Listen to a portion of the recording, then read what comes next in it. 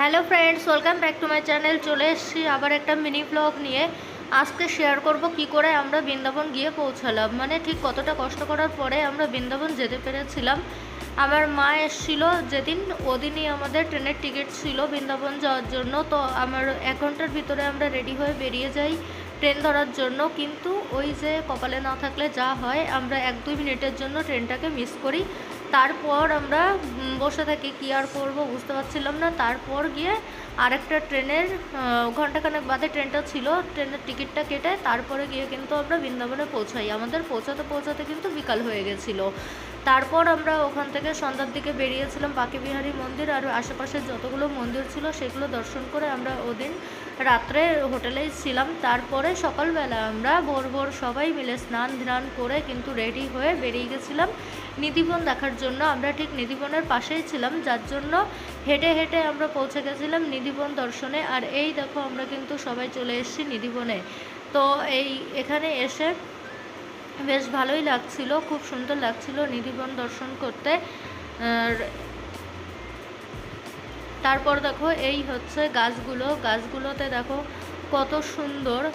আর আমি first time এসেছিলাম বৃন্দাবন, আমার সব কিছু দেখতে খুবই সুন্দর লাগছিল। সঙ্গে আমার মা ছিল, বোন ছিল, আমার মেয়ে, আমার বর, সবাই মিলে আমরা কিন্তু খুব ভালো মজা করছিলাম। তারপরে দেখো সামনের দিকে এই যে সবাই যাচ্ছে এগিয়ে।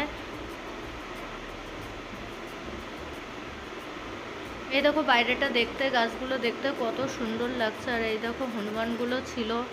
আর এই যে নিধিবনের পাশে ছিল ঘাট, কেশি ঘাট ছিল, তো আমরা ওখানে চলে এসেছিলাম ঘাটে। আর এই দেখো ঘাটটা দেখতে আমার খুব সুন্দর লাগছিল, নদী মানে খুব সুন্দর, আমার তো খুব ভালো লাগছিল। তো তারপর দেখো এখানে কত নৌকাও আছে, নৌকাগুলোতে বোটিংও করা যায়।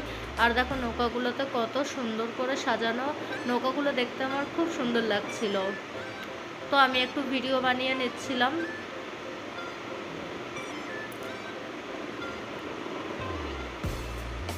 তারপর আমরা এখান থেকে হেঁটে হেঁটে সামনের দিকে গেছিলাম। আর এই দেখো আমি একটু উপরে উঠে গেছি, উপর থেকে দেখতে খুব সুন্দর লাগছিল। ওখান থেকে বেরিয়ে আমরা টোটো করে চলে এসেছিলাম প্রেম মন্দিরে।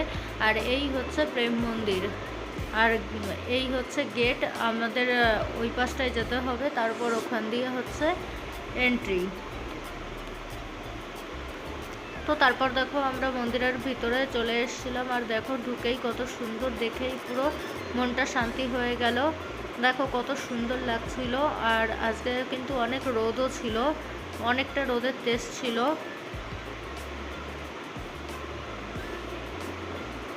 দেখো সবাই এখান থেকে ভিডিও বানাচ্ছে, ফটো তুলছে, সবাই কিন্তু ঘুরে ঘুরে দর্শন করছে। দেখো মন্দিরটা কত সুন্দর। তারপরে চলো আমাদের ভিতরের দিকে ঢোকা যাক। আমরা আস্তে আস্তে এখানে দুপুর হয়ে গেছিল। তো তারপর দেখো আমরা জুতো টুতো ওখানে রেখে তারপরে এই হচ্ছে মন্দিরের ভিতরটা, আমরা মন্দিরের ভিতরে চলে এসেছিলাম। তারপর দেখো ওখান থেকে আমরা এখন বেরিয়ে যাব।